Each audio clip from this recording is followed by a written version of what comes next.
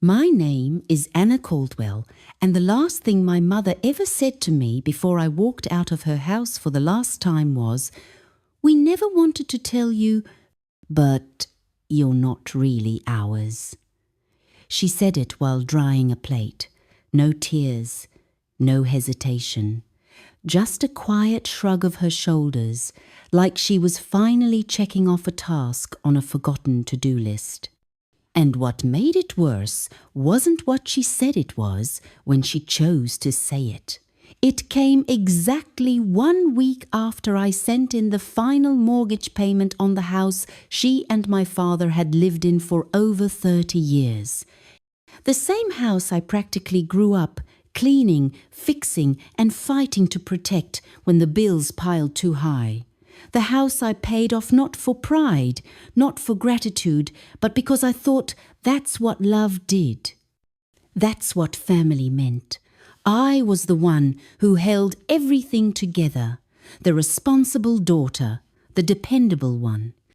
The one who remembered everyone's doctor's appointments, who showed up when my brother Zach forgot again, who sat through every cold, silent dinner just to keep the illusion of unity alive. I wasn't extraordinary. I didn't want to meddle. I just wanted to matter. I just wanted to belong. I worked 2 jobs through college. I missed parties, internships, chances. Zach, on the other hand, flunked out of 3 majors, crashed 2 cars, and still got the biggest slice of birthday cake. I told myself it didn't matter. That family wasn't fair. It was loyal. I told myself they'd see me one day. I told myself love would return in some quieter form, even if it wasn't loud or obvious. And then came the mortgage. My dad's health had been declining for years. Bills mounted. They didn't ask, but I knew they were drowning. So I dipped into the down payment fund I had saved for my own future and cleared the debt. No big announcement. I didn't want applause. But I did expect something, maybe a thank you, maybe a hug, maybe just the warmth of being seen. What I got was silence. And then, 7 days later, that sentence. "You're not really ours." I was wiping down the counter when she said it. The radio was playing some old jazz tune in the background. I remember that part clearly, because the moment she spoke, the music suddenly felt like a joke. I turned slowly. "What do you mean I'm not yours?" Her answer was as matter-of-fact as someone reciting a grocery list. "You were adopted. It was a closed process. You came to us when you were 2 weeks old. We didn't think it mattered, especially since we raised you like our own." I wanted to scream. I wanted to ask how she could say, "like our own," when she never once framed a photo of just me in the hallway. When every holiday card was signed, "Zach, our pride and joy." When every mistake he made was forgivable, and every silence I broke was too emotional. I asked her why she told me now. Why, after all this time, after all I had done, she suddenly felt like revealing the truth. She dried another plate and said, "Well, since the house is technically yours now, it just felt fair to tell you." Fair. That was the word she used. Not kind, not loving, not honest. Just fair. And in that moment, I realized something that shattered me far deeper than the truth itself. It wasn't just that they hid something from me for decades. It wasn't even that I was adopted. It was that they never planned to tell me unless they had to, unless something shifted the balance of ownership, unless I suddenly had something they didn't. I wasn't family because they chose me. I was convenient because I filled the gap. And now that I had done the ultimate act of devotion save the home, lifted their burden, they no longer needed the lie. That night, I walked into my childhood room and looked around. The posters I had once taped to the wall were long gone. The bed was stripped bare, my belongings stored in plastic bins. There was no space for me here anymore. Maybe there never really had been. I drove away in silence, gripping the steering wheel like it was the only thing still tethered to my name. And for the first time in my life, I stopped asking what I had done wrong, because I finally understood blood doesn't define family. And love, real love, doesn't wait until you've paid off a mortgage to tell you who you are. I didn't call for weeks after that night. No texts, no emails. I went quiet, not because I wanted to punish them, but because I didn't trust myself to speak without breaking. I needed space, and for the first time in my life, I allowed myself to take it.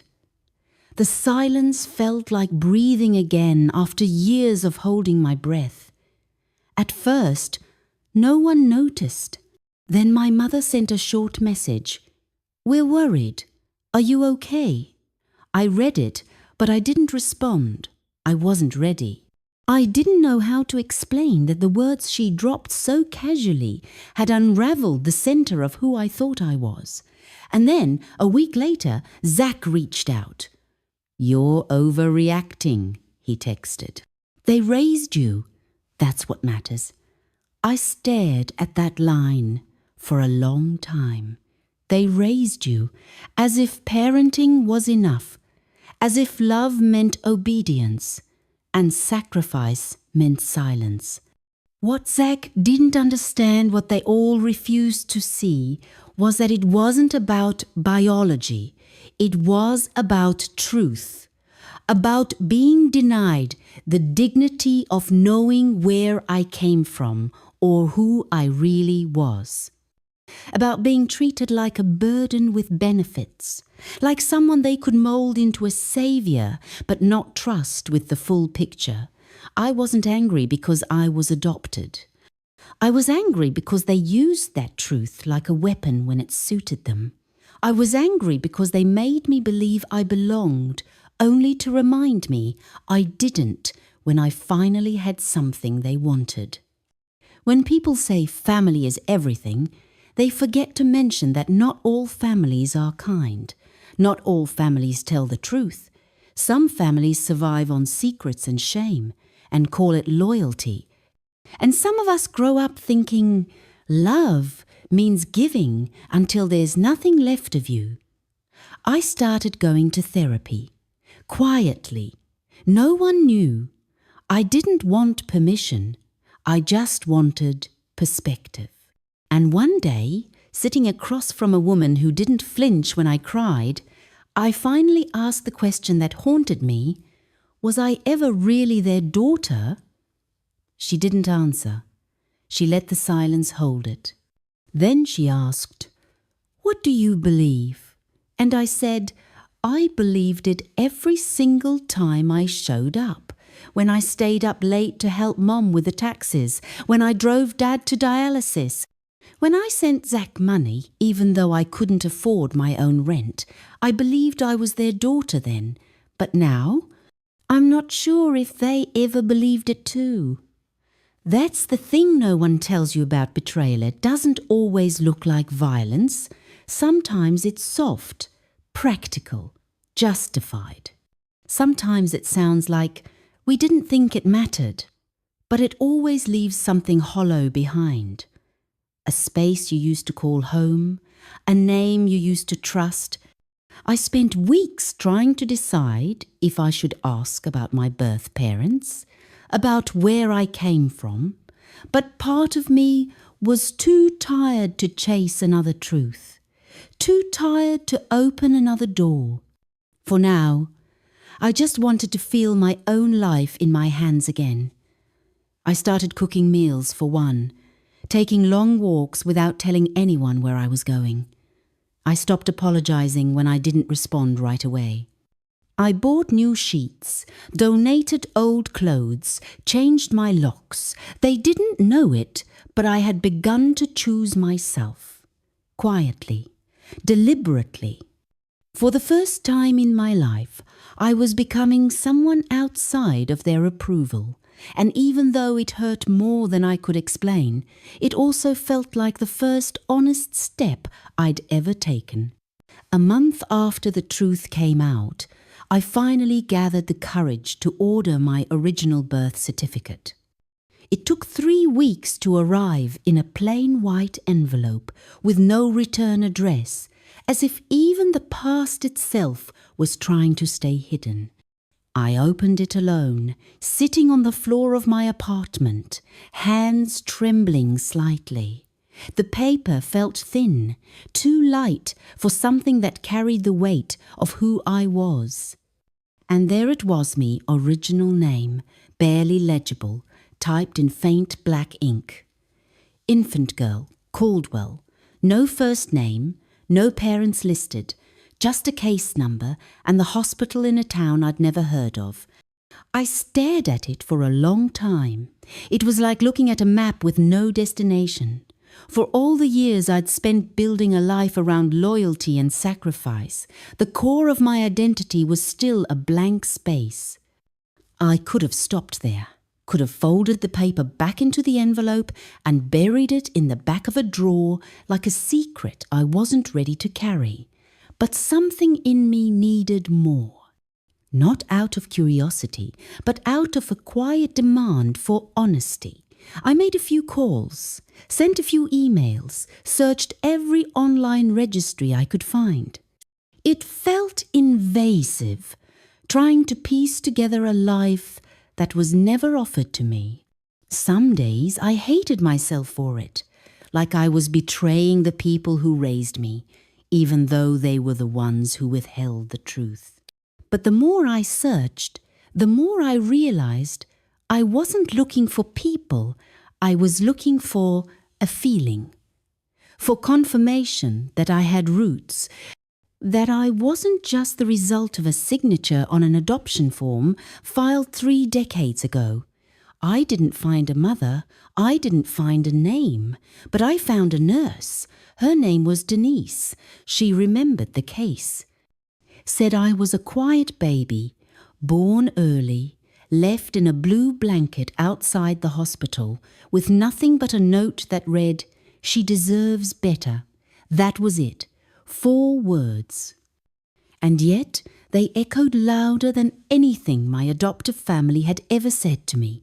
She deserves better. I don't know who wrote it. I don't know why they gave me away. But for the first time in my life, someone had said I deserved something.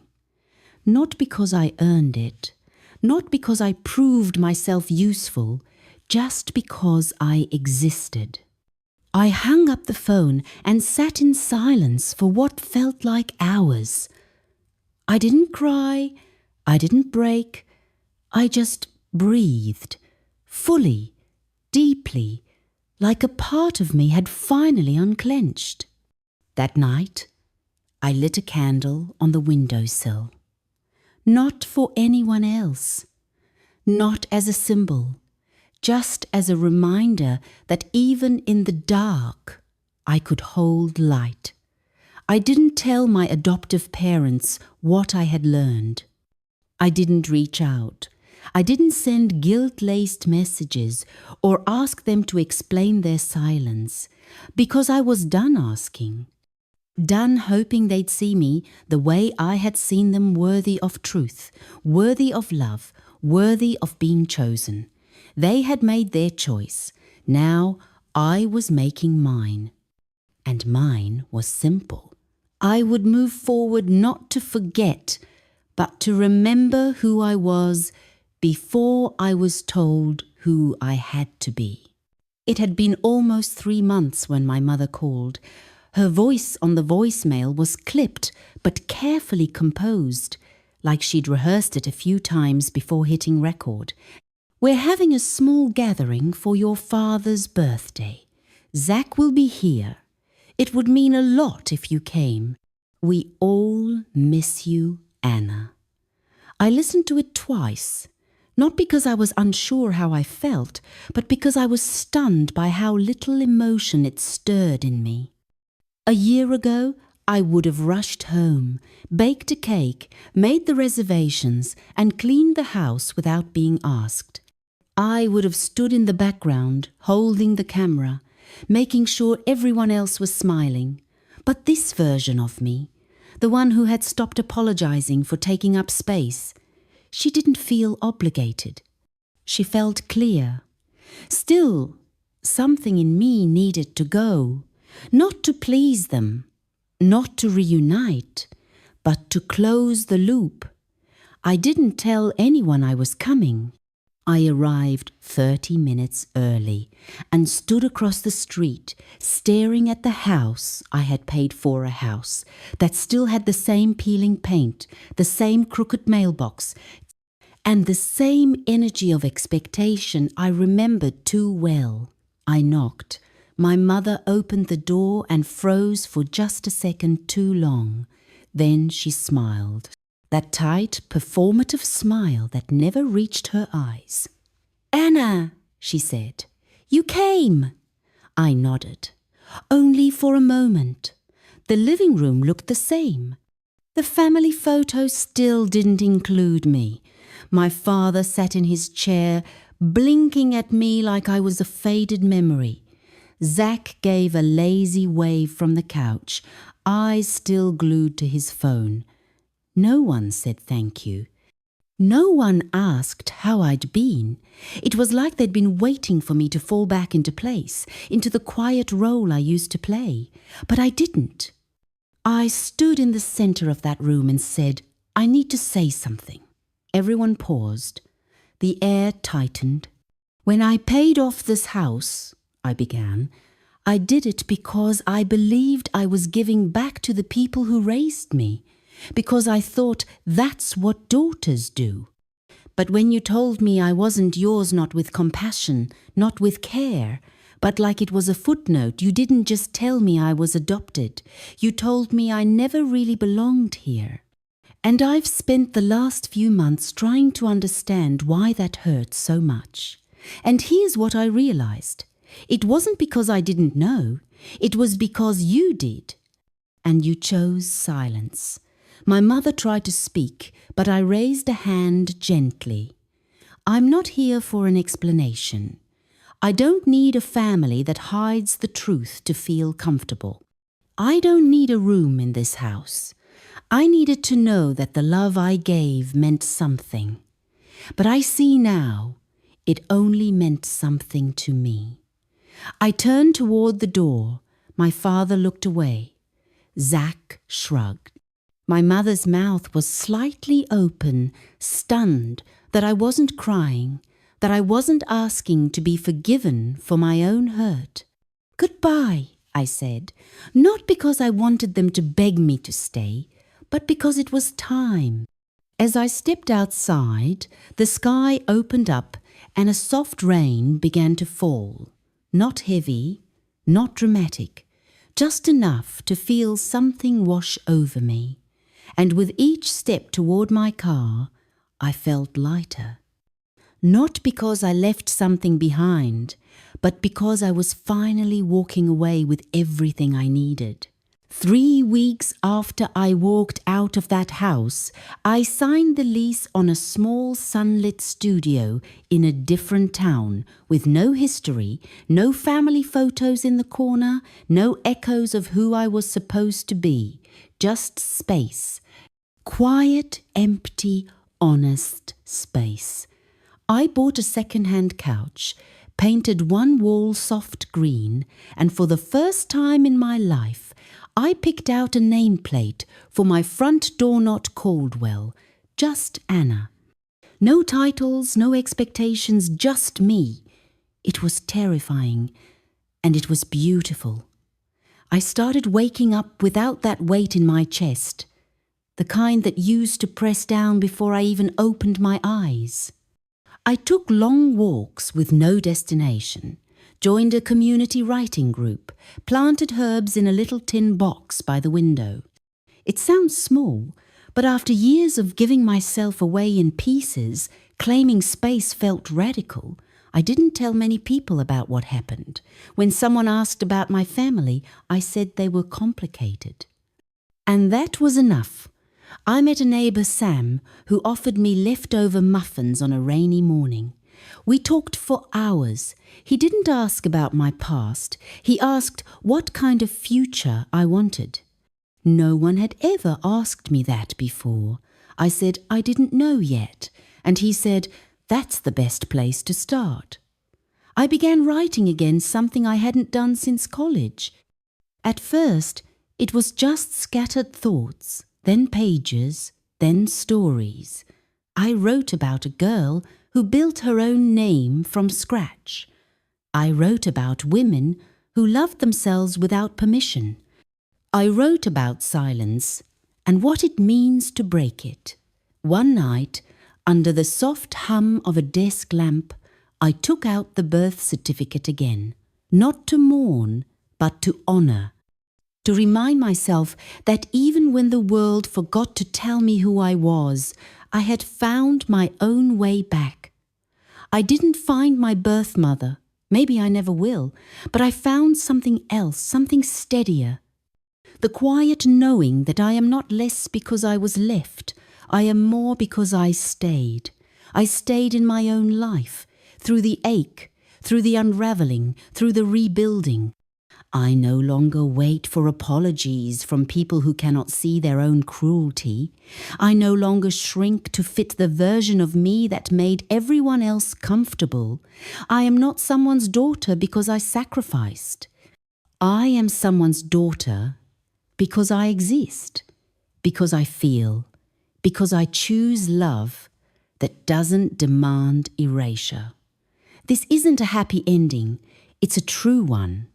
And sometimes that's even better, because it means I'm not pretending anymore. I'm not earning my place. I'm creating it with every boundary, every breath, every moment I choose myself. And for the first time, that is enough. Some truths don't break us because they're too painful. They break us because they come from the very people we once called home. But sometimes the deepest wound isn't being abandoned.